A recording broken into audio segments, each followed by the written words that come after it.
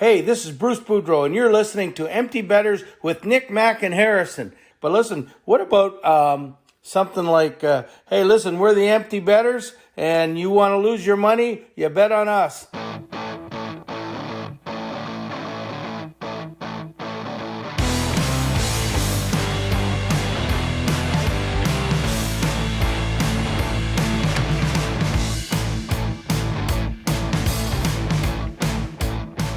Good morning, everybody, and welcome back to episode 136 of Empty Betters. I'm your host, Harrison Scholes. I'm going to toss it across the screen to my co-host, Nick Manella. What is going on, my friend?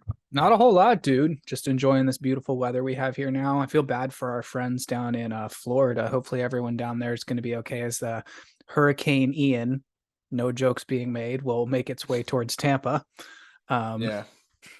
Yeah, I know that there's been some talk about the Bucks game this Sunday. They're supposed to play the Chiefs. Don't know if that's going to keep going. I heard it got moved.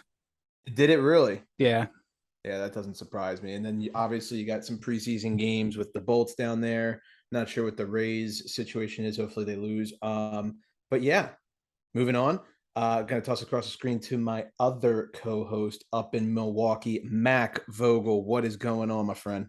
How we doing? I just want to say beautiful weather out there. I don't know what you guys are dealing with, but like last Wednesday, like almost exactly a week ago now, it was like a beautiful 78, 79 degree warm sunny day here in Milwaukee. I walk outside the very next day and I'm just like, "Oh, it's fall." Like literally it was like I walk outside in the morning at like 11 a.m. and it's like 52 degrees, very breezy and windy, and the sky just is like one gray color, full just cloud overcast, and it's been like that since Thursday, and it kind of sucks. Yeah. It's the point like now here where we're getting like all four seasons in a day. It's like morning, it's winter, like late morning is like spring, afternoon is definitely summer, and then the evening is just fall. Yeah, it's I yearn for that. I'm excited for the upcoming Baltimore trip because I'm guessing it'll be at least a little warmer there than it will be here in early October. Yeah, I feel like with Maryland, you don't really hit full-blown fall until like mid-October. I mean, it's what is it, 71 here now? I mean, you can still go out in short sleeves and stuff, but I would definitely say the first half of September in Maryland, I count as a summer month. oh yeah. I just get mad here because everyone's like, "Oh, but I'm ready for the fall. It's so fun." And I'm like, "Dude, what's fun about it? Because it's cold, but not cold enough that I can like go play like outdoor hockey yet, you know? So it's just like Yeah. cold and annoying, but like not cold enough to like get any of the fun benefits of the cold, if that makes sense." Yeah. No, I get that. I will say the one thing I love about summer, for all you office monkeys out there, because I know I'm definitely one of them, not having to think about what temperature you need to dress for That's is a great point. amazing. I mean, I'm blessed. I don't do the whole suit and tie thing. I would die for those of you who do it. You're stronger than I.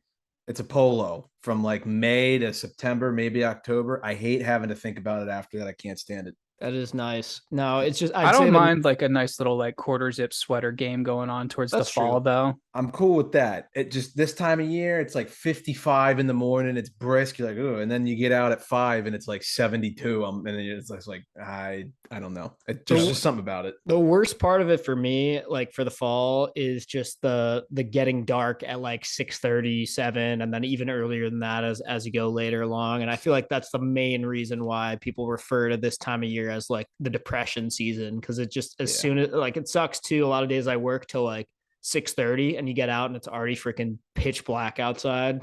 Depressing. Yeah. No, for sure. I think that's a pretty common thing, but that's why sports are on TV. Yeah. Anyway, let's talk about sports, and enough of the Empty Betters weather report, as we so often bless our fans with. 3 aspiring meteorologists here, but we're gonna do the Pacific Division preview today. We recorded this. I guess we're listening to our past selves when you hear this. We recorded the actual division preview a couple days ago, doing this on September 27th for those listening. So if there's some stuff that happens in the next 24 hours, apologies. But Before we get started, just a reminder that this episode is brought to you by Brackish Life. Let's take a minute to talk about Brackish Life. If you're like us and grew up on the water and outdoors, then Brackish Life is perfect for you.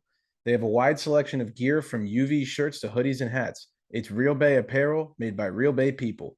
Head to www.brackish.life today to check them out. A little salty, a little fresh, Brackish Life.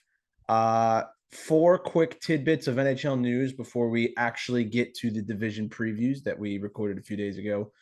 Brock Besser, he will be out 3 to 4 weeks for the Canucks. That sucks for them. John Tavares, this just came over. He will miss 3 weeks with an oblique strain, so will most likely be missing opening night. And I already bet the over, so that's great. That's why you wait till the day of to make your bets, ladies and gents.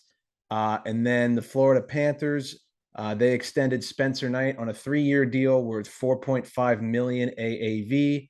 And speaking of contracts, saw this stat on Puck Empire today and figured it was a fun one to share. This is your reminder after you just listened to our Central Division previews and Max shit all over the Dallas Stars, that Tyler Seguin will be the highest paid player in the NHL this season, making $13 million. All of that to play 40 games. Yeah, and probably have a hip injury. Yeah, 40 is a little generous. Yeah, it is. You're not wrong. But we're going to get into the meat and potatoes of the episode. So I'm going to toss it off to Mac for the ad read, and then we'll get into it. Yeah, just a little reminder to you all that this season and last season as well, all of our picks are powered by SharpRank. If you're not with it already, don't know what you're waiting for, go to the App Store, download SharpRank. Especially if you're more of like one of the casual hockey fans, maybe you're more into football or baseball or something like that. We I don't know about these guys as much. I know Harry might dabble with it, but I'm picking college football games. I'm picking MLB, NFL, all that stuff. So follow all 3 of us on SharpRank, and you get a little bonus of some of the other sports that we like to follow too. Yeah, you can see, I think it's great because you can see what works for you, what, you can look at your past records and see what patterns you have. Like, I still haven't lost with the Jackets yet. I know that's spillover from last season and I can't wait to ruin it, but like that's something that I actively look for now. It's super fun just keeping track of your own picks and, gives you a little extra incentive to watch. I love it on Saturdays for college football, just like pick 3 or 4 teams that I think are probably going to win. And then, you're watching the game and you're like, okay, I hope this team wins because I don't want to look like an idiot. I've been doing my Sunday NFL action. I think I'm 4-3 so far, so not great, not horrible. You take it. I will say, if you're listening to this, you can have my Sunday bet in your memory bank already because this drops on Thursday. This Sunday, my lock of the Sunday, I am going to take J.K. Dobbins of the Baltimore Ravens to score anytime touchdown. I do not have the odds. Probably plus 120 to 50 in that range if I was a betting man. That's my lock of the week for Sunday, and I will be putting up my other NFL picks later. Are you going? I will be there, yes. I'll see you there. Sounds good. All right. Well, we're going to get into the Pacific Division preview, so let's play that now. All righty, and now we are going to dive into the Pacific Division. We'll start off with the odds. So, coming in at first with most likely to win the division, we have the Edmonton Oilers at plus 240. We have the Calgary Flames very close behind at plus 250. The LA Kings at plus 375. The Vegas Golden Knights at plus 385. I knew that was coming. The Vancouver Canucks at plus 1,000. The Seattle Kraken at plus 3,300. The San Jose Sharks at plus 5,000. And the Anaheim Ducks at plus 5,000. All right, boys, let's dive into the Edmonton Oilers, and then we'll give our thoughts about the division as a whole afterwards. Yes. First thing, most important, their reverse retro jersey was allegedly leaked earlier today, this week, whatever you want to call it. I want to hear your guys' thoughts on it. So if memory serves, I know the jersey that was like in 2006-7, like when Ryan Smith was wearing the alternates, but it has orange in it now. Did it always or no? No, it was always navy and white. Yeah, Okay. It had like the white droplet, like white and blue droplet. But I kind of like the addition of the orange, like a little bit of a new flair. Mac, I like it. I kind of like it.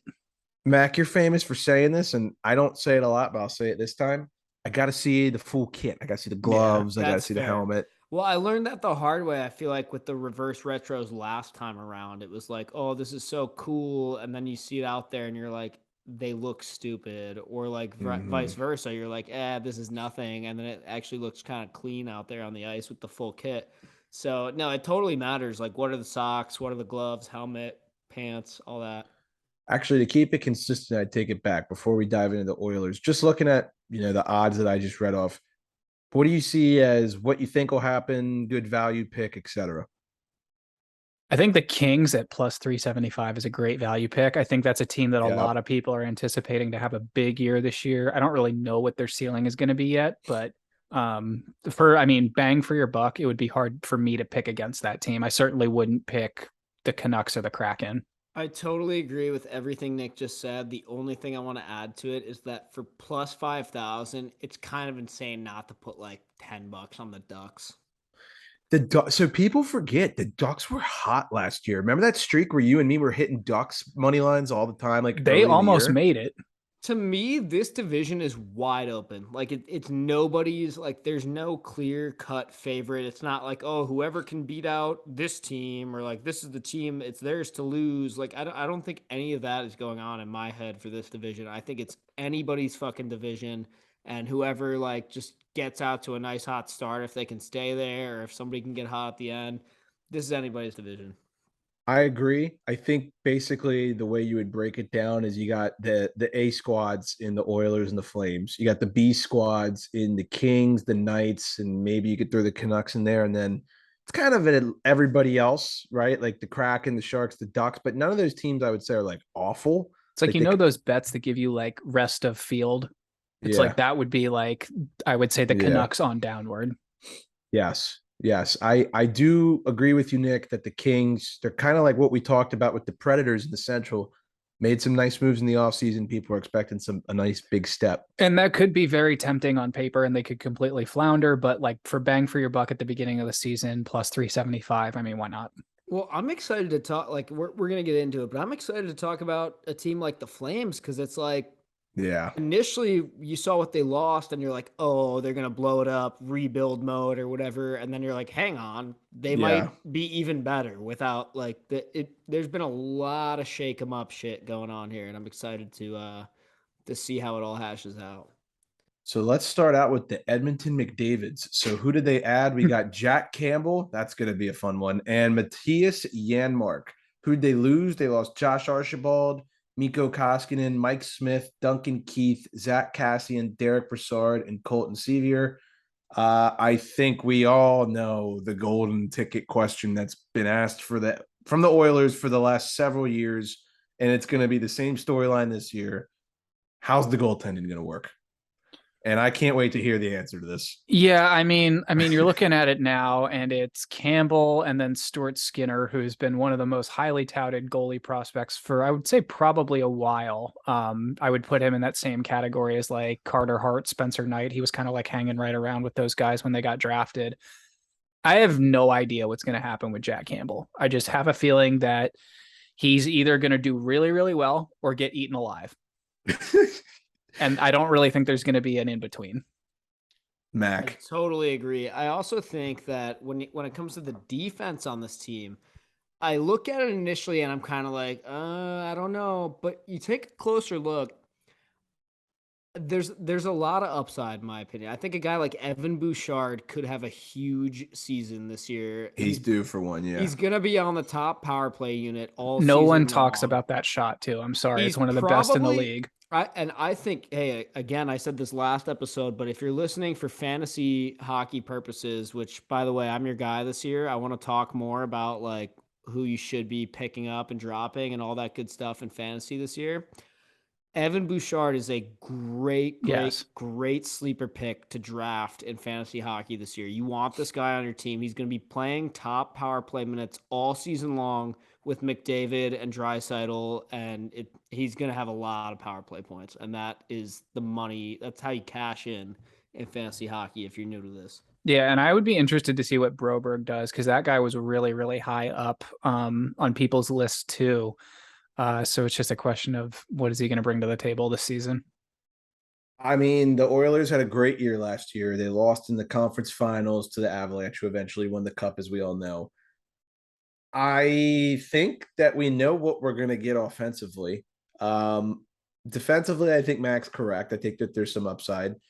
It again, I'm going to sound like a broken record. It really comes down to Jack Campbell. And if you made me make a decision, no wishy-wash answer, like, is he going to do well or is he going to do bad?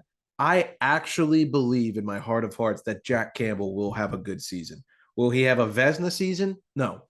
But will he be good enough for them to, be first or second in the division, make the playoffs, and then you just kind of roll the dice and see what they can do? Yes, I believe that. I don't think he's going to fold. If he gets hot and this team is playing hot, look out, because that's a recipe for disaster for everyone else. And I love the Janmark signing. I wanted the Caps to get him. I like that on their fourth line. I have a feeling he might end up on the third, but it is a coin flip with Campbell, but I do think that a lot of teams are electing to flip that coin this year too. Like there's a lot of teams we've already talked about from last episode with like question marks in goal. And so they're not alone in that. And I think they might have like a little bit more of like a 55-45% chance of like actually coming out on the right side of that coin flip, if that makes sense. I have to ask you guys, I mean, what we saw from Evander Kane last year was just historically good in terms of his production, especially in the playoffs. Do you think he's going to put up, 40 goals this season? I don't know about 40. I know that he reached a settlement with San Jose, right? So there's nothing hanging over his head in terms of that now. So I would expect him to pick up right where he left off. I mean, if he's going to be on that first line with Hyman and McDavid, I mean, that's nothing to sneeze at whatsoever. I mean, all of those guys can score well above 30 goals if they need to. Yeah, I'm going to keep it real. I don't think that there's anything fluky about what he did last year. He's a good player, unfortunately. And, I fully expect him to be a very good player in the NHL again this year. I'm thinking 35 to 40 in that range, although I think 35 is a good number. With McDavid, yeah. I'm thinking 30. We will see. I think we all expect the Oilers to be right there at the end of the season, to be in contention winning that division. They win the division, though? We'll save that for the end. Let's save it for the end. Next up, we've got the team that they beat in the second round that had like the Bachelorette type drama in the offseason and then somehow made their team arguably better. Don't even know how that works. We got the Calgary Flames. So the Calgary Flames over the offseason, again, let me take a deep breath here. They lost Johnny Gaudreau, Matthew Tkachuk, Calle Yarncrook, and Eric Branson. Everybody thought the sky was falling with this team. And then, you find out that when they traded Gaudreau, you're like, what, how, or I'm sorry, they traded Tkachuk and you're like, what, how? They get back Jonathan Huberdeau, the leading assist player in the NHL last season, and Mackenzie Weegar. And oh, by the way, they got the biggest free agent in Nazem Kadri. Completely redid their team. And some would say they're a better team than they were last year. Well, they've still got some of the best players from last year. Andrew Mangiapane, Dylan Dubé, Michael Backlund is always Mr. Consistent, solid third line center right there. Coleman was solid. Elias Lindholm. Yeah.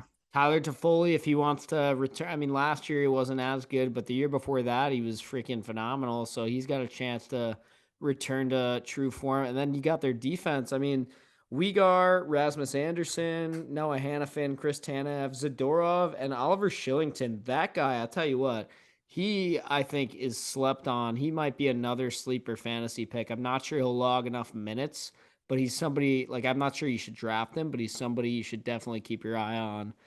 If you're in a bigger league, maybe late rounds. Otherwise, just keep your eye on him for a waivers pickup. Or pickup for the week. I do like this goalie tandem between Markey and Darth. So that's a great 1-2 punch. I mean, that's everything you really need, in my opinion. I do have some questions about Weegar, just based on what we saw when he was in Florida. But I think him playing with Rasmus Anderson could be good. I also do want to say that, yes, this team lost Kachuk and Gaudreau, but they are still a very fun hockey team. I love the Huberdeau move, and I've said this before. I'll say it again. I think it's going to pay off more for the Flames than it will for the Panthers. Well, it's funny because I was so big on this team last year, and it was mostly because like I said, I was like certified fun hockey team. Johnny Gaudreau, super fun. Matt Kachuk, super fun. And I might even like them more now, you guys. Like they're such a fun hockey team. And they also, undoubtedly, the ketchup and mustard is such a good look. I don't know what it is. These jerseys are so sick. You know who's going to look great wearing it when he gets signed after his PTO is Cody Eakin, because he should be allowed to go. He should be allowed to go no bucket because he's basically the logo. So he basically is the logo. That's fucking hilarious. He's going to be on this team for sure. That's what the C stands for, is Cody. Oh, I didn't know that. Thank you for fact checking that. I think it's worth noting. I mean, I don't know all y'all who listen to hockey podcasts, but when Gaudreau went on the Chicklets podcast, he talked about how detrimental it was that Chris Tanev got hurt in that Oilers series, and how big of a piece of the puzzle he is on that back end. I like the Flames this year, man. I said all last year, you guys were Flames. I was Oilers. I was like, the Oilers are better. They ended up winning in the series, even though I picked the Flames because I went against my gut. Why? I don't know.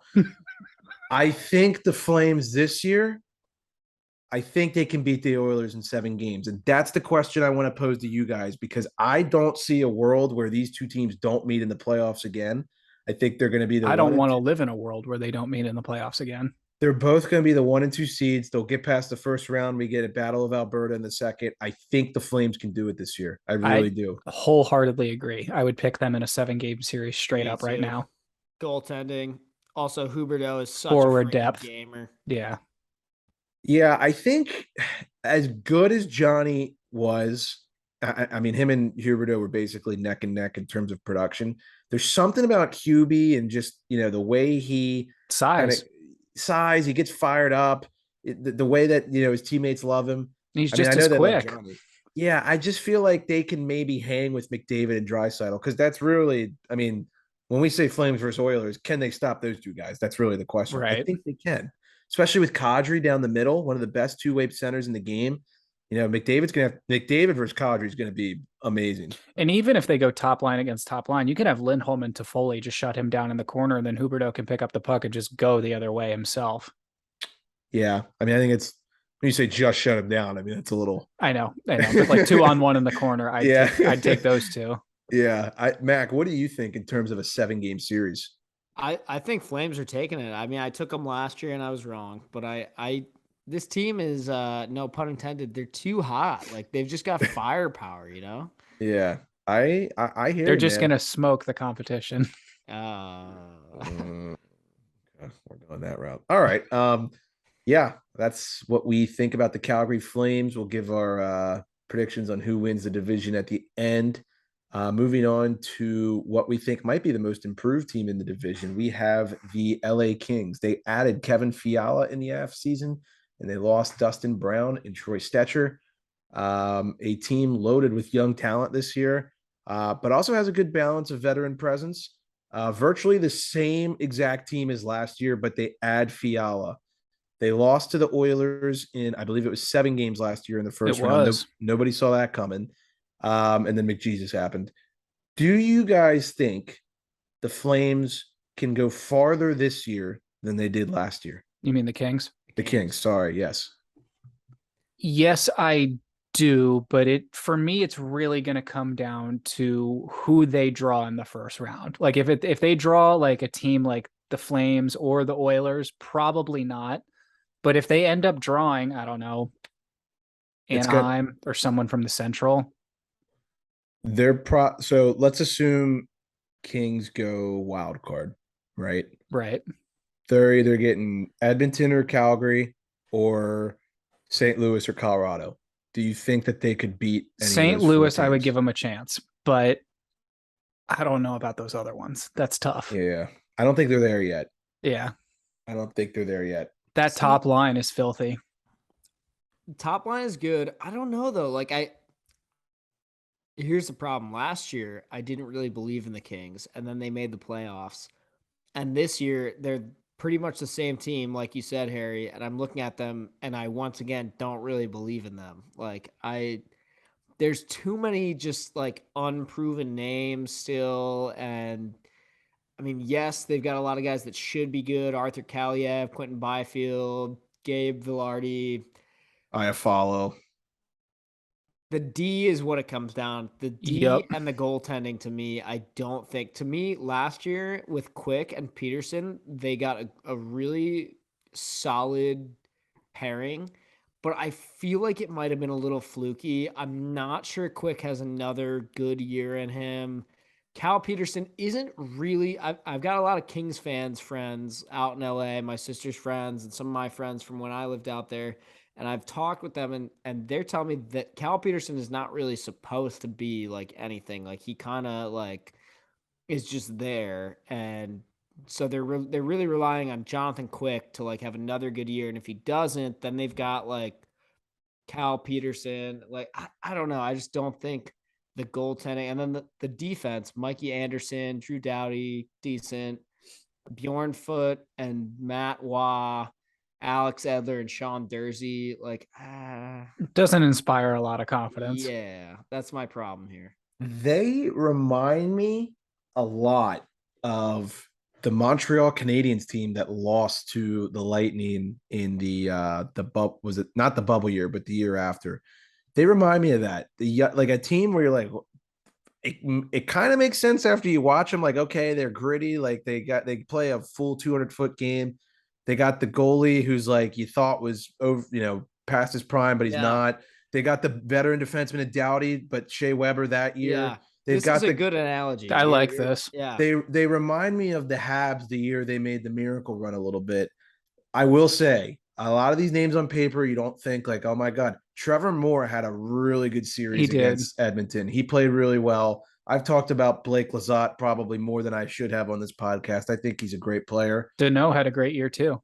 Deneau had a great year. You know what you're going to get with Kopitar and put Fiala on that top line. I think the Kings might be like my go-to underdog bet this year, where when they're plus money, I'm on it. Or like at home or something. I kind of like that. The other thing that I'm thinking about is you look at it on paper and you're like, okay, it doesn't inspire a ton of confidence, but then you think about all the teams that they need to be better than in their division. They need to be better than the Kraken. They can probably handle that. They need to be better than the Sharks and like the Ducks. They might be able to handle that too. Like they're probably gonna be a team that at least bounces around that bubble situation a little bit and is right there towards the end. Yeah, I agree. I get like weird 2 years ago New Jersey Devils vibes from this team. Well, that's what they do 2 years ago. Nothing. Just like they've got like a random mishmash of like talent up front, unknown down below. Kind of guys that can move the puck on the back end, kind of guys that are a little bit older. I don't know. That's just like the first thing I thought of when I looked at them. Very different comparison than me with a cup final team, but yeah, I get what you're saying. I mean, yours is a lot better. I'll admit that. Well, I feel like that's their ceiling and their floor. Like they could be exactly as shitty as like a random Devils team, or as good as like a deep like they could be that defies all odds, knocking on the door for a playoff spot or sucking for Bedard. And I wasn't bashing you when I said that. Like I agree. No, I know. I don't know where they're going. And Mac, I don't know if you remember this last year when we were doing our playoff bracket, you were like, I might pick the Kings. I do remember that because I was in LA when we recorded the episode. That's right. And I was getting the freaking Kings fever, and it was something came over me there. But, I mean, I'm just shocked Alex Edler's still playing. I'm going to be honest. Right. Can they be better than Vegas and Vancouver? That's my question. Vancouver, maybe. Vegas, maybe too. I don't know. I mean, we'll see. It depends on how that soap opera goes. Vancouver, I say yes. Vegas, it's like a coin flip because it's not a coin flip. It's a roll of the dice. Also, if you're still looking for a punny fantasy hockey name, Alex, I follow you into the dark. It's a good one. Wow. Drop. Did you come up with that? No, my buddy texted it to me today, and I was going to say very good. That's good. Well, we will move on to the team who is rolling the dice, as Nick says this season. Our favorites, the Vegas Golden Knights. This won't have any bias in this analysis at all. Before we start, oh god, where do you stand on the Vegas Golden Knights? Because I feel like we got to get this out in the open now because we've had conflicting reports. We do. I'm not trying to have you say one thing now and then halfway through the season be like, I kind of like the Knights though. So if you're new here, Mac and I do not like the Vegas Golden Knights one bit. You hate them. Yeah. We hate them. I have been wishy-washy. I supported them because I'm a Penguins fan. Flower out of the expansion, big fan. They get rid of him. They play this whole soap opera game where they're like getting rid of their whole roster. I don't like it. I think I said I'm on the fuck Vegas wagon like 4 months ago. And then recently I went to Vegas and I started seeing the Kessel jerseys. And I started seeing the Eichel jerseys, and I was like, I like those two players a lot, especially Kessel. Hits home for me. And I was texting the guys, and I was like, I think I might like the Knights. I think I might like the Knights again. I think I'm back on. You got to decide one or the other. I think I'm deciding that I am back on the pro Vegas Golden Knights wagon. Okay, you get one flop for the season. Okay, that's fine. Yeah. I'm with you on that. So the Vegas Golden Knights, who did they get rid of over the offseason? They lost Max Pacioretty for nothing. Evgeny Dadonov, again, in case you didn't know, for the first time, it was a fluke, and Dylan Cogan. And then they added Phil Kessel recently in the offseason. I think I'm laughing because someone wrote intervention on the notes. So the biggest question mark going into this season, I feel like you could say this with every team except for maybe 5 in the NHL. Robin Lehner is confirmed out for the season. We know this now for a fact. There's been conflicting reports of Robin Lehner. Fast. Breaking news. He was spotted on the ice on the ice during rookie camp. Yeah. Our favorite segment, Where in the World is Robin Lehner? For all the listeners, have you ever noticed when Robin Lehner injury news comes out, like somehow 2 weeks later he's fine? Well, that is not the case this time. It's like a soccer injury. It's like he's rolling on the ground, writhing in pain, and then the ball goes the other way, and he's just hauling ass down the field to get it. He is out for the season, so Logan Thompson and Laurent Brossoit will be the tandem leading the Golden Knights this year. All right. And then as unbiased as you can be to start, in all seriousness, what do you think of this team? This is an absolute train wreck waiting to happen. This screams like, I don't even like, yes, I'm admitting there's a little bit of bias in here, but this just screams like locker room problems, goaltending problems, health problems, which I know you can't really control. I just feel like we're going to be at a point in the season when they've got like 6 guys called up and there's some defensive problems. I don't know. I just get that vibe. I agree. I think that's definitely, it seems likely for whatever reason. But on paper, like they should be really good. Honestly, they should be very good. Like to me, second round playoff team, no question. Yeah, to me, they have like a stacked lineup. Like if you just go on Daily Faceoff and look at like who should be probably playing for them on opening night, it's good up front and on the back end, in my opinion. The only question mark is the goaltending. Like we said, they do have like 2 certified backup goalies, and one of them is going to have to do something about that. I don't know. I mean, Brossoit, he's been around for a little bit, trying to make a name for himself. Logan Thompson's a little bit newer, might have something to say, might be able to prove himself, but and we saw him a bit last year, right? Yeah, a little bit. I mean, it's just that if I'm a Vegas Knights fan, I'm not feeling good about that. That's the one thing that's definitely eating at me a bit. And the Nolan Patrick thing is huge. I think it's a lot bigger than people realize. No, and I feel huge. So bad for him. Like that's got to be the worst thing to deal with. For those who don't know, he's had some serious concussion issues throughout his career, and they have crept back up. Unfortunately, they don't think that he's going to play this year. So, T's and P's obviously to Nolan Patrick. No one wants to see that. That's not a good story there. No, and for a guy that's so young too. And had a lot of promise. Talented, man. Yeah. Second overall pick back when he was drafted. So, for me, this is the X factor. Goaltending, obviously, we know is a question. We haven't seen Wild Bill in inaugural season form since inaugural season. I want to see Wild Bill get back to his game. I think that's the guy who's going to really determine like how far this team goes. You know what you're going to get with Eichel and Stone.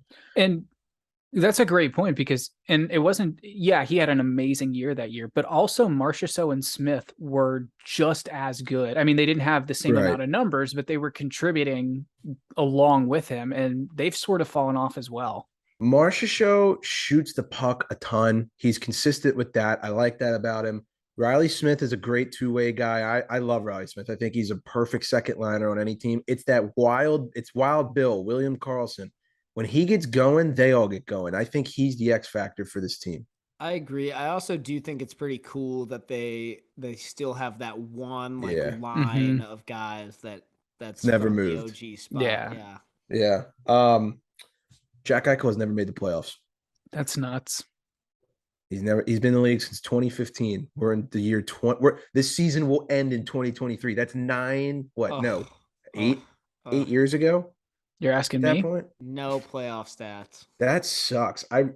How can you not root for the Knights to just go a little Is deep it bad that likely his first professional playoff hockey experience will be the World Cup of Hockey and not the NHL? Oh my God. I think Vegas will make the playoffs. Do you guys agree? I don't know, man. I don't see it.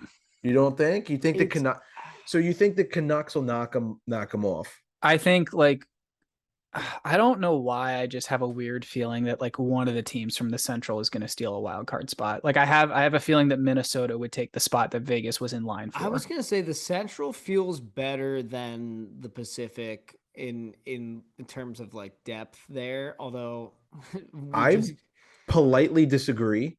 I think they're a lot more similar than I originally thought. Now looking at these. So, and I'm doing math in my brain, right? So you get the top 3 teams from each division, and you get 2 wild cards. So let's call the Central St. Louis, Nashville / Minnesota, and Colorado. And then here you get, let's say, LA, Calgary, and Edmonton. So Vegas has to outduel Vancouver, some combination of Dallas, Nashville, Minnesota, quack. Maybe. I guess. I don't know. With the Sharks wearing all teal, they might win all 82 games. Oh, man. That's accurate. I'm not a big fan of ditching black helmets. Those jerseys look fucking sick. Yeah. So you guys don't think Vegas can outbeat those teams? The more I think about it, I actually do think that they are going to be a playoff team, but they're gonna need one of those goalies to be the guy. I don't think they're gonna make it there doing the classic Washington Capitals thing where they each play 41 games and you get to the end of the 82 and you're still who the fuck is my starting goalie? Yeah, that was so much fun. Let's do that again. I'm still gonna say no. I think they miss it by anywhere between 3 to 5 points. You know what? Nick's probably going to end up being right. I'm going to say they're going to make it. They're going to make it. But I have a feeling Nick's going to end up being right. All right. We're moving on to the next team. Bruce Boudreau's Vancouver Canucks. So who did the Vancouver Canucks add over the offseason? They added Ilya Mikheyev for a fat contract. Curtis Lazar, Andrei Kuzmenko, KHL prodigy for those who don't know. Dakota Joshua and Colin Aslia, sorry. Bless you. Yeah, thank you. Subtractions. Yaro Halak, no shock. He's gone. Mac's favorite player behind Carell, whatever, Alex Chiasson, and Brandon Sutter. So I heard Chiasson got a PTO with somebody. I forget who. He did. Calgary or something like that. I think so. I don't know. It was some team out west, right? Calgary. No, it's not them. I don't know. Either way. So the Canucks, they had a horrible start to the year last year. And then Bruce Boudreau came on board, and they caught some fire. They low-key almost made the playoffs. Yeah, somehow miraculously almost made the playoffs. So my question to you guys is, can they keep the Bruce magic going this season? I think it's worth noting that we saw a little bit of a down year for Elias Patterson compared to some of his previous campaigns. I think he's going to have a big bounce back year. I do like the Travis Dermott thing for them on the back end. Third pair D guy. I always liked him when he was in Toronto. I thought he added a nice little kind of steady Eddie, but could jump up and add a punch. when he needed to. I have no idea what this team is going to do. Throw them in there with the Wild, the Predators, the Blues, like we were talking about the Stars. Like it could go one of 7 different ways for me. But on paper, that first line is great. I have some questions about the second line. I like the fourth line a lot. Yeah. I don't think that this team is going to be any good. I don't think that they will. But oddly enough, the only thing that's actually making me question that is Bruce. Like he doesn't coach bad teams. He really doesn't. Like he doesn't coach just like straight up dog shit teams. He's really good at taking bad teams and getting them to the playoffs. He's really good at making bad teams believe in themselves to at least work really hard all year and like come close. Like DC, Anaheim, Minnesota, these guys. Yeah, so like I have a hard time believing that these guys are going to be bad, but I'm not going to lie, when I look at it on paper, I don't think that they should be that good. But their D is solid. And I mean, if Thatcher Demco can have another good year, they could be good. I don't know who Spencer Martin is. I was going to ask you guys, what is Thatcher Demco? I see top 10. I see people say he should be traded. Like I see all sorts of shit. What we saw in the playoffs during that run, what was it? 19? Yeah. Or 20. Yeah, he was solid. That's some of the best goaltending I've ever seen in the postseason. I mean, he flat out outplayed the St. Louis Blues, their entire team. So I think we know what that guy's ceiling is. He can obviously bring it in big games, but Harry, I'm going to have to agree with you, which like we just don't know right now. Well, let's look at the D. Can they help him out? We got Quinn Hughes, Luke Shen, OEL, Oliver Ekman-Larsson, Tyler Myers, Travis Dermott, Tucker Pullman. I think they can help him. I like the D. I like the D a lot more than the offense, to be honest. I agree. You know what you're getting. Quinn Hughes, he's going to have the puck on his stick the whole game. OEL. Shen, you just need shutdown from. That's what you need. Yeah, he didn't have a great season last year. I mean, it wasn't horrible, but it wasn't like what we saw in Arizona. And he was also health bombed a lot, right? Yeah, I think he had some injuries in there.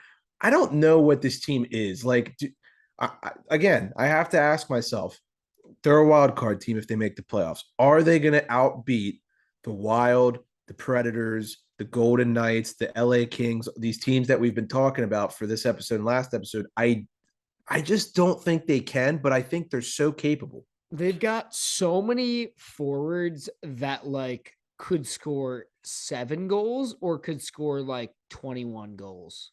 This team has a weird history of calling guys up and have them have a ton of offensive production right away. It's just a weird random association that I feel like I get with them. Podkolzin, Dickinson, Mikheyev, Kuzmenko, Hoglander. These are all guys that could have literally like 5 goals at the end of the year or like 25.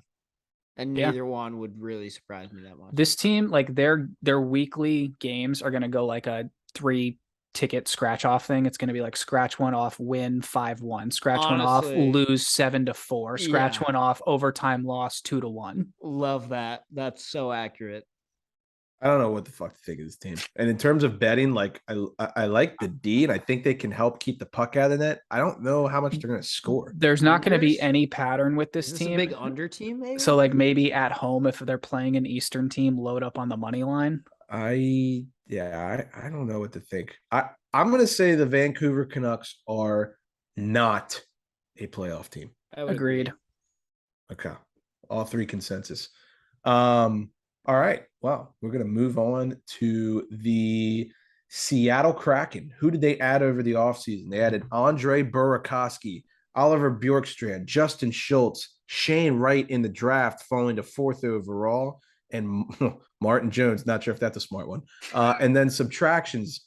Daniel Sprong is allegedly on a PTO with them, if I'm understanding this correctly. He is. Callie Youngcrook and Victor Rask all left. All right, so they had their inaugural season. Mac, you go before I preview it. Can I say something mean? Yep. Yeah. This team feels like a team that has all their superstars playing at the Olympics right now. like literally look at the lineup and you're like, oh no, but it's just gonna be like this for like 2 weeks because they have like 3 really good guys that are like at the Olympics right now, right? It's a good way to put it. And you're like, no, their best player is Andre Burakovsky. Yeah. All right. So when you look at this team, I think there's two names that really stand out. You got the sexy name in Shane Wright, who we're not sure if he's going to make the team out of camp or not. We're recording this before training camp is officially started. And you got Matty Beniers. He showed flashes of excellence last year. He looked good. Those are the two guys that everybody's going to keep their eye on. Fantasy sleeper. I have not played fantasy the last couple seasons. I'm playing this year. This is a guy that you want to get late rounds, depending how many guys are in your league, etc. Jared McCann is a hell of a hockey player. I've seen it firsthand in Pittsburgh. I saw it last year with Seattle. I would expect him. He's a 20-goal guy. I don't care what team he's on. I think he can be a 20-goal guy, maybe a 45 to 50-point guy. He's a solid player. I really like him. Other than that, I mean, it's just a rookie watch, in my opinion, with this team. Pretty much. I mean, they have Benier slotted as the top center. I don't know how long that will hold up for or if we'll ever see that. That's going to be up to him. And then I think you bring up a great point about Shane Wright. You know, I would assume because they're a new team, they'd give him like what the Ducks did with McTavish last year, give him the 9 games and then maybe send him back to junior or something. But I don't know. We'll have to see. Here's another thing I'll say about how this team's looking right now, or how they could look. They look a little more like what I feel like everyone thought they would look like for their first year. Like this to me looks like VGK year one, like the big island of misfit toys. There's a bunch of individual players that like have decent resumes, like Burakovsky, 2-time Cup champ.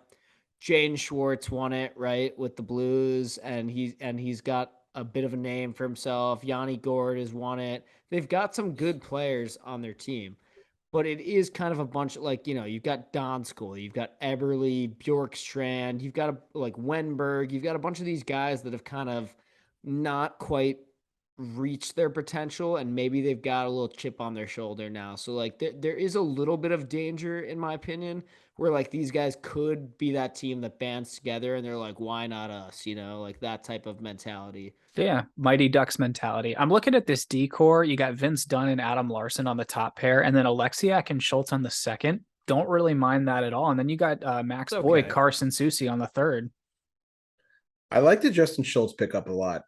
Here's one name that I'm going to ask you guys about. Burakovsky.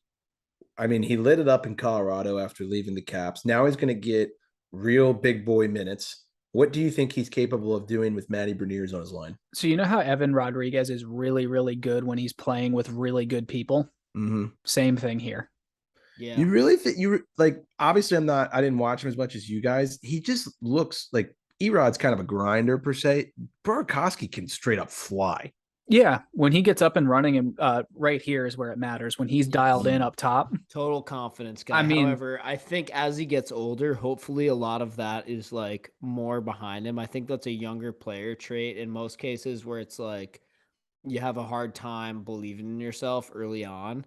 The guy's got 2 Stanley Cups. He's got nothing to like lose at this point. Like he he knows he's one of the best players on this team now. So like, yeah, just go out there and do your thing, dude. Like I actually think he's gonna have a very good year with Seattle.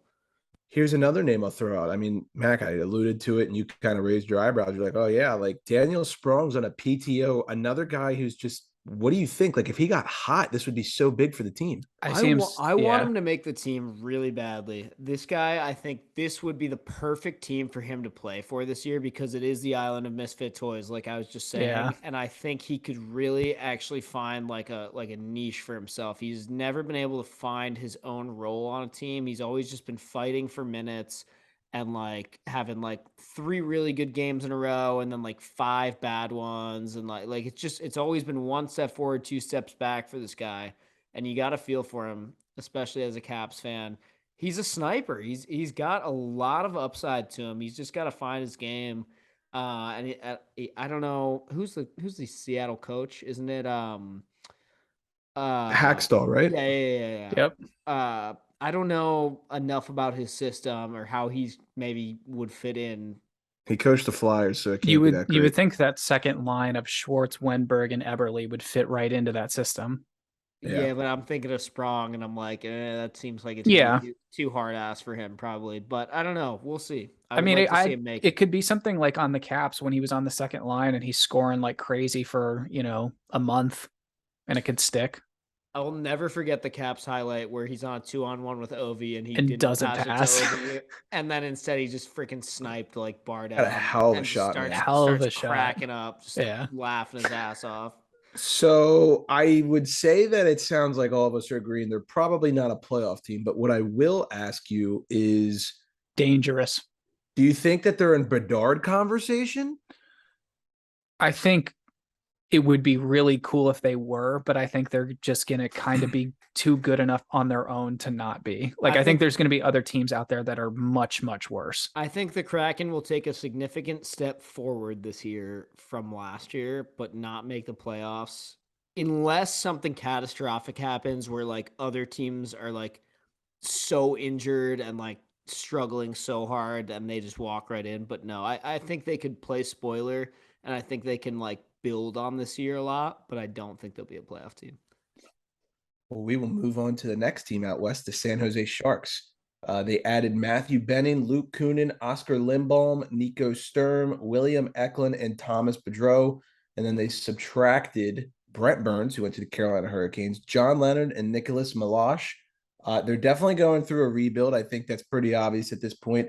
The New Jerseys are absolutely fresh. If you haven't seen those, go Those Google white them. ones. Oh, baby. Yeah, I'm a big fan of that. We're Jersey guys in this podcast. So what I will ask you guys, I don't really know like what this team is trying to do in terms of like how much do you want to blow it up? Are they trying like all right, I know what I'm gonna ask. Are they Bedard team? Same question. And I'm saying this, if you're watching on YouTube, you see this. If you're not, I'm wearing a San Jose Sharks hat right now. It's one of my favorite hats. I actually have a huge soft spot for the San Jose Sharks. Love this team. Of course. I fully expect this to be one of the worst teams in the National Hockey League this year. Yeah. I think I could see they look like they are going to be horrible. They don't look good. No, it does not look good. This, in a weird way, Mac, you know how you were saying like the team prior to this looked like a team that had all their best players at the Olympics. Yeah. This looks like a auto drafted expansion team in NHL 15. Yeah, where they're like, you can figure it out, right? With like these guys that you've never heard of. Or like when you get so good in franchise mode that like your AHL team has like NHL players that are like stat point 78 through 83. Or you've been playing NHL franchise mode for like 15 years and like all the guys, you're in the year like 2045 and literally like all the dudes are like people that don't even exist. So right. The game had to create like Luke Johnson or some shit like that. It's like, okay. Yeah. The defense core. Let's talk about this for a second. Mario Ferraro and Erik Karlsson up top on pair one. Radim Simlick, and then Pickles, Mark-Edward Vlasic on the second pair, and then Marcus Nunavara and Matt Benning on the third. That does not inspire any confidence in me whatsoever. Nothing that I've seen out of Erik Karlsson in the last 3 to 4 years inspires confidence whatsoever. It's just not there. It sucks because the dude was probably the best offensive defenseman in the NHL for a while. He was Makar before Makar. Mac, do you remember the trade deadline where it's like the Caps were like 15 minutes away for putting a deal together to get him? Yeah, I do. That was terrifying. So do not draft anybody from the San Jose Sharks on your fantasy team unless they play forward. And Timo Meyer is a great fantasy player. Get Meyer or Hurdle, maybe like Couture or the banker. Do not draft a defenseman or a goaltender from the San Jose Sharks whatsoever. I had was it you or me or both of us last year had Reimer at one point? I probably had him for like a week or two. I'm that guy who's like, I need a goaltender to win a game for me and get like 15 free points. And I probably picked him up when he was playing like.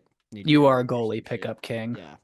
I'm shocked that Vlasic's still playing, and now that they've gotten rid Same. of Burns, they got to find a way to get rid of Carlson. And I'm not fully convinced that if Carlson gets moved, he can't be a solid like second pairing option for like a decent team, like a middle of the pack team. What I would McDonough agree. did for the Bolts. Yeah, I totally Right. agree. Or I think the same thing works for Burns. I actually think he will be a force on Carolina. I think he will be a threat on that team. So where does he go at the deadline? The Knights or the Bolts? Are you talking about Eric Yeah. Carlson? Well, he's got a hefty fucking price tag, dude. What's True. he making? Like 11 mil. He's like the fourth highest paid player in the It's league this just season. those contracts. The Knights love finding ways to fit more expensive guys on their team, and they also like signing guys that are named Carlson. So they'll True. probably find a way. You know what I was gonna say is a team that I would really like to see him on because I think he'd mesh well. They can't afford him, but the LA Kings, I think he'd be a great second pairing guy there with Doughty in front leading the minutes, and then you got a 1-2 True. punch with Carlson on the second pair. I was gonna say Detroit. Everyone's gonna say Detroit could, yeah, because Detroit's the new like what I'm trying to think of what team they are now. They're like the Buffalo Bills of like the 2 years ago Buffalo Bills. Not They're now. about to be the Red Wings again. Yeah, they I are. can't wait. It's like the young team that you know. They're the Yeah. Rangers. I say that and then cut to me like 6 years from now, and I'm like, well, the Red Wings have won a fourth straight Stanley Cup. Exactly. Again. And, yeah. I take back the Bills comparison. They're the new New York Rangers. Everybody knows they're going to be good. It's all these prospects, the GM, blah blah blah. We get it. Like Not as much talent, I would say, on paper. I think they're just making a lot of the right moves too. I'd say maybe not this season, but by next season, people are going to be like, okay, let's True. start talking second, third round. All like right, let's get back to the West here. Let's get back to the West. They used to be in the West.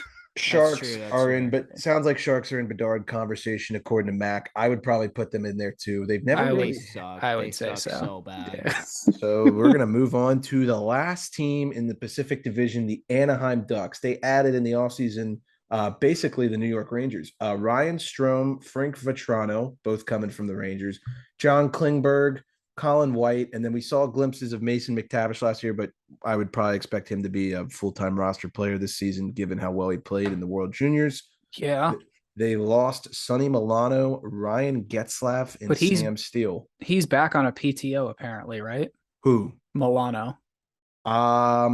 Is it the Ducks that he went on I a thought PTO with? so. Maybe. I could don't be know. wrong, but Don't know. I know Milano makes great cookies. All right. So, anyways, notes. This team Wow. caught fire. What? You like that? That was Yeah, good. That was okay. Thank you. All right. They really are the best cookies, though. I haven't had one in a minute. Little coffee in there. Ooh. Yeah, that's Italian talking. Yeah. Yeah. Sorry.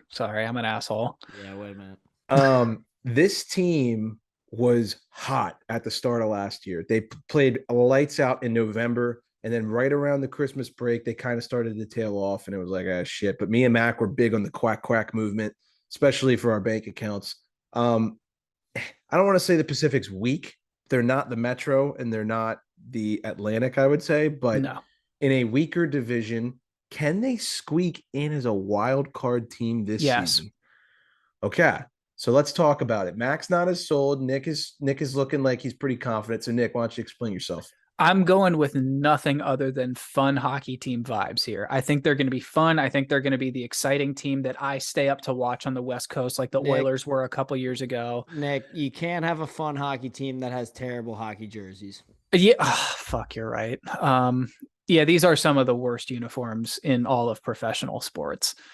I've always been a big Troy Terry guy, always been a big Zegers guy. I love the Ryan Strome as a second line center thing. I think it's finally stability for this team. That's great. Bottom six is a little concerning. Hopefully Silverberg can stay healthy. I think that'll help the third line a lot. Love the Fowler Drysdale pairing up top on defense. I think that's absolutely fantastic. And then I guess the question comes down to Gibson's consistency. Or their defense. Don't forget, you consistency. got Anthony Solar System as a backup goalie. So- I don't know if it's as much Gibson as it is like the help he gets. Like I can't really tell. I think if And I mean, see what you're saying. Like I that don't know. third pair definitely raises some questions, but so. Here's got my Urho Vakanainen, like, come on, dude. here's my thing. You know, I'm thinking like Klingberg will be good for him though. I don't know. I think get he that. will. I think he will. I feel like he'll be a big quack guy. no disrespect to Getzlav because he was still like competitive, but I really like that second line now. That Strome, McTavish, Vetrano. Vetrano looked unbelievable in the playoffs for the Rangers. I think he's more than capable of, putting up 20 to 25 goals. Strome, I think he's going to have a chance to shine. I think he's on a young, fun team, and that's going to help him. And then McTavish, I mean, he's a stud. We know exactly what he can do. You talk about some of the best world junior players in the last 5, 10, 15 years. I Zegras and mean, McTavish. yeah, for Canada, you would think Taylor Hall, Braden Shen, McTavish, and then Yeah. I mean, he's right up there soon with to be those. Bedard, but yeah. And Zegras, arguably the best American performance ever when he was there. So, what's everyone knows Zegras is like the chill, like surfer cover boy who does the Michigan. Like, can he put up like 80 fucking points? Like, that's what I want to know. I don't know if we're at 80 points yet. I think we're going to see him take a big step forward here in terms of just like textbook center play, if that makes sense. And I'm Maybe fine two-way with that. play. Yeah. So hopefully that's what I'm looking to see. Looking for a big year out of Max Jones too. Okay. Yeah, I'm with that. Mac, what do you think? You're not as sold on this team as I think Nick is, and I can't tell what I am. My problem is like I'm trying to think back to our Central episode, and I'm like, there's too many shit teams in both of these divisions. That's just Someone's going to have to make it. It's just gonna be an all out like shit fest where it's like you gotta like out shit the shitty teams, and like then whoever makes it, just like it's gonna be one of those things where it's whoever ends up in that spot with 0 games left in the season is just like, oh hey, look at that, I made the playoffs. Here's what I'll say. I like the Klingberg acquisition, and here's why. You got Drysdale. He's the young, exciting defenseman. He's going to be a stud. You put him with Fowler, it kind of stabilizes things. You got help me, Nick. I can't remember how to pronounce his name. Vakanainen. You got Vakanainen with Klingberg on the second unit. It's not awful. Would you call me? Yeah. You are ho. I like the third pairing, which maybe isn't the hottest or maybe isn't the best take, but Shattenkirk and Kulikov, you got 2 veteran D guys. You know exactly what you're going to get, no question marks. I don't think they're a playoff team, but I think that they're capable of, they could very well easily come like third. And I'm like, okay, because Gibson gets hot and the young guys come to play. And I think that's kind of the selling point for me is like compared to some of these other teams that are like on the edge. Like if we had the Olympics tomorrow, would you say that the American goalie tandem would be Hellebuck 1, Gibson 2? Probably. Yeah. Okay, here's another bad comparison where we're crossing sports. Mac, you'll like this. They kind of remind me of the Orioles. Wow. Like a little bit, right? You got like Rutschman and Henderson as like the Zegras and McTavish. And then I don't know, maybe like you see what I'm doing here? Like they're young, no one thinks anything, but then they maybe kind of flash in the pan and lose to the Detroit Tigers 2 games in a row and blow their fucking playoff chances. Yeah, literally. Fuck. And then win 5-0 when the Tampa Bay Rays beat the Astros for the first time forever. Yeah, I love that. Matter. Yeah, Proving my point that the Rays are the most annoying baseball team ever. Yeah. No, the problem here is I'm looking at this team and I think that I feel like I'm thinking about like the Vancouver Canucks and what we said about them, and I'm just like I feel like Bruce Boudreau is gonna like outcoach the Ducks and like shit like that. You know what I mean? Like he's just. Yeah. I feel like the Ducks are just not going to be able to get it done. Yeah, I get that. I would say they're probably not a playoff team. And to be honest, I don't know if I would even say they're fringe. They're not Bedard talk. Like, I guess what? There's 32 teams in the league. I'd say the Ducks are like in that 20 to 24 spot at the end of the year, somewhere in that range. Do we all think that the Kings are the best California team this year? Yes. And we all believe like it seems pretty clear that it's Kings, Ducks, Sharks, and that they're all pretty like set in stone in like their top tier, mid tier, bottom tier this year. I agree, but I think the Ducks are a lot closer to the Kings than you guys do. No, you're probably right. Yeah. Here's another point. Like, look at this first power play: Comtois, Strome, Terry, Klingberg, Zegras, and I wouldn't be surprised if McTavish replaces Comtois on that. Yeah, I also keep forgetting Terry had 40 goals last year. I mean, he had a huge that's year. a Yeah. good power play. It's a very I good power play. I like the Ducks. Honestly fun team. Root for them. Nothing against them. They're young. They're cool. They're a California team. It makes all the sense. But I don't know. I'm with Mac. I say they sneak in. I think it's going to be a violent. I don't know why. no, I get I it. love I just that. have that vibe about it. I'll ride Let's with the go. Ducks. No, wear that shit, dude. We Yeah. need some we need some what's the word? Disagreements on teams. I'm pissed. So I have Troy Terry's rookie jersey while we're talking about jerseys, because this is obviously important. I used to have a Paul Correa white CCM and like Mighty Ducks, which in my opinion is the best jersey ever created in sports. And like it just got trashed in college.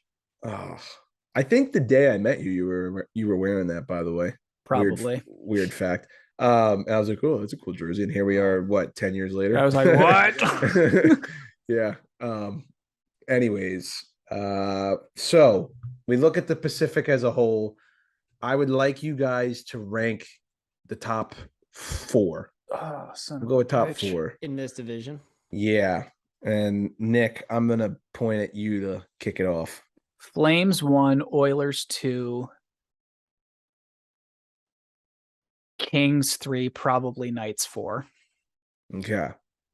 I like that. I was gonna say Flames 1, Oilers 2, Knights find a way to get the 3rd spot, Kings 4. Okay. I will go Oilers 1, Flames 2. I guess I'll go. Actually, you know what? I'm gonna get spicy with it. I'm gonna go Oilers 1, Kings 2, Flames 3. Whoa. Yeah, and then 4th, VGK. Yeah, I guess I'll go Vegas. But I think 5th, Ducks could be 5th.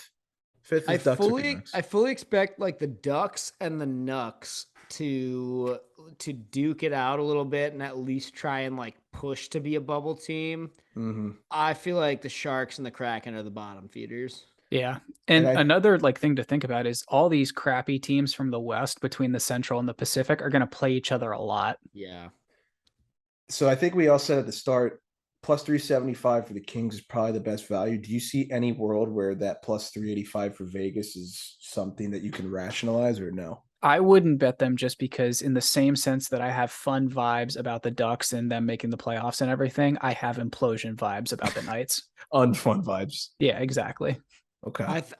I'll say a couple more things about the odds now that we've dissected all the divisions. Number 1, I think it's extremely disrespectful that the Ducks and the Sharks have the same odds to win the. Definitely. I agree.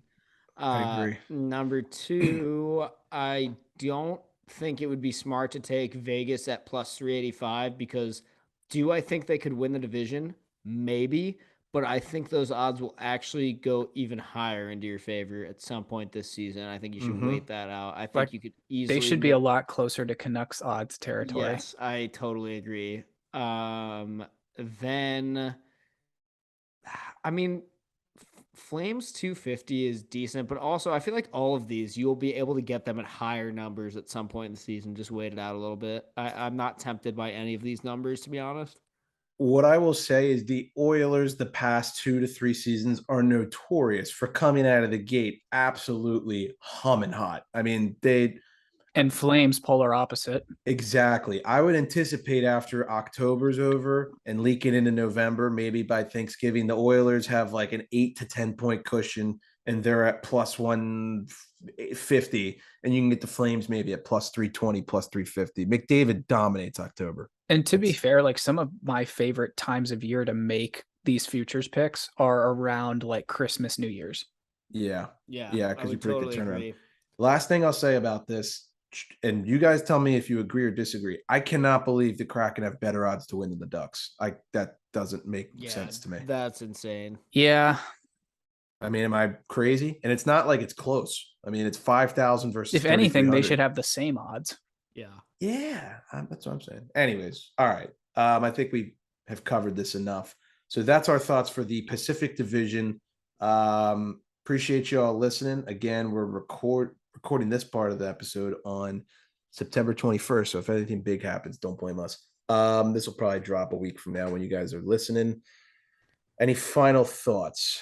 Yeah, October 13th. If you live in Baltimore or DC, I better see your face. I better see your beautiful face at Don't Know Tavern on Light Street in Federal Hill in Baltimore, Maryland.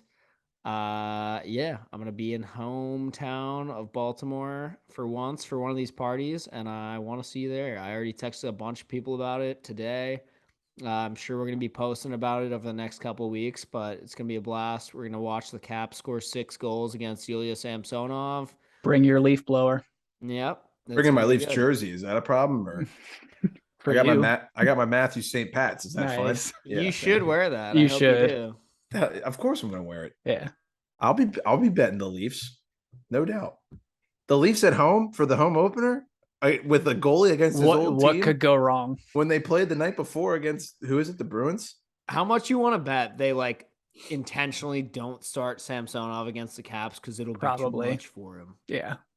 That would suck. And then it's Matt Murray, and that's a whole separate ball of wax. So I don't They're know. gonna start Sammy on opening night just so they can be like, yeah, he deserved to start on opening night. But deep down, Right. it's gonna be because they were like, he was stressed the fuck out about facing Ovechkin. I echo what Max says, though. We would love to see all of you guys at Don't Know Tavern in Baltimore on October 13th. That's a Thursday night. Caps versus Leafs. Rick Rally, if you're listening, I'd love for you to fly down. I think he just responded to us on Twitter when I said that. Anyways, how about if Rick flies down, he can do stand up between periods? I think that'd be fine. Deal. I'm with it. Yeah. Thank you everybody for listening. We appreciate the love and support as always. And without further ado, Class dismissed.